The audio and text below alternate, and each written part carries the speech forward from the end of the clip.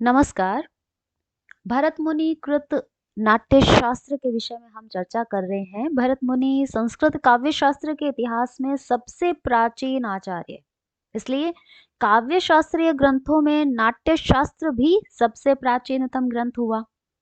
इस विश्व का कोई भी ज्ञान, शिल्प, विद्या, कला, योग तथा कर्म ऐसा नहीं है जो इस ग्रंथ में हमें दिखाई न दे। अतः इसे विश्वकोश भी कहा जाता है।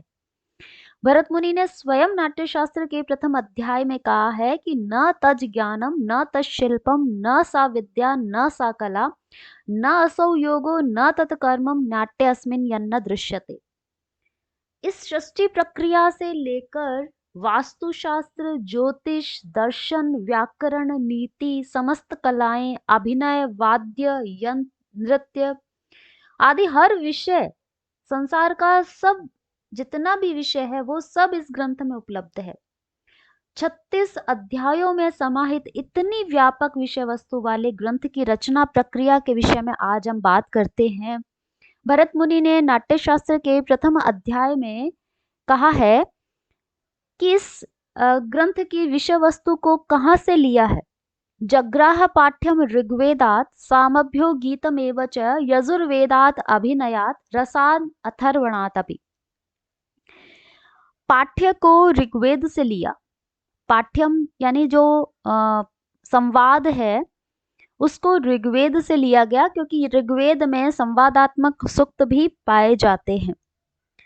सामभ्यो गीतमेव च, सामवेद से गीत को लिया गया। यजुर्वेदात अभिनयान, यजुर्वेद से अभिनय प्रक्रिया को लिया गया।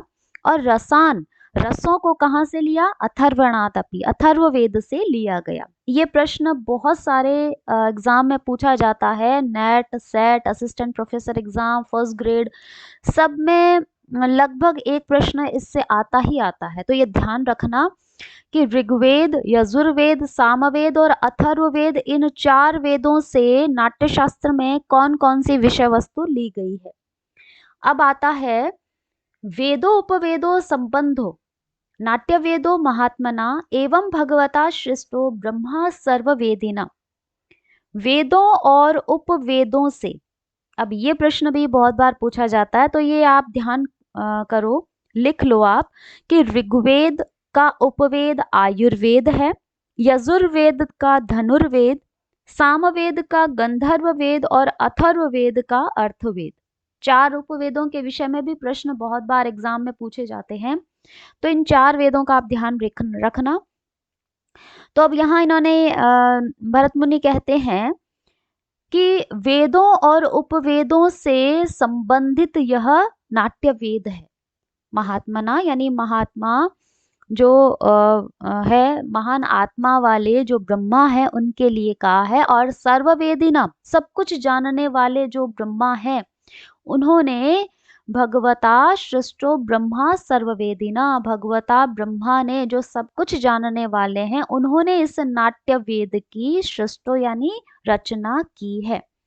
तो नाट्य वेद की रचना यदि पूछी जाती है तो प्रजापति ब्रह्मा है, और यदि नाट्य शास्त्र ग्रंथ की रचना के विषय में पूछा जाता है तो भरत मुनि है। तो ये डिफरेंस ध्यान रखना।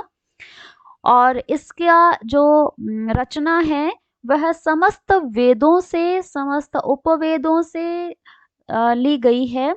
और चूंकि एक पूर्व में कथन भी आया था कि शूद्र जाति वेदों को पढ़ने का अधिकार नहीं रखती है, और अन्य सामान्य व्यक्ति जो वेदों में निहित इस क्लिष्ट विषय को, उस गूढ़ अर्थों को समझने में सक्षम नहीं हो पाते हैं, और उन्हें सरलता से ज्ञान करवाने हेतु, उन्हें उस तत्वबोध करवाने हेतु इस नाट्य वेद की रचना की गई, जिससे उन्हें मनोरंजन के साथ साथ ज्ञान की प्राप्ति भी हो जाए, उन्हें धर्म, अर्थ, काम, मोक्ष की प्राप्ति भी हो जाए।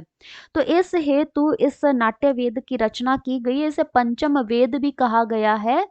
तो इस दृष्टि से जो, चूंकि ये परीक्षा उपयोगी दृष्टि से बहुत बहुत महत्वपूर्ण प्रश्न थे, इसलिए ये छोटा सा वीडियो मैंने बनाया है।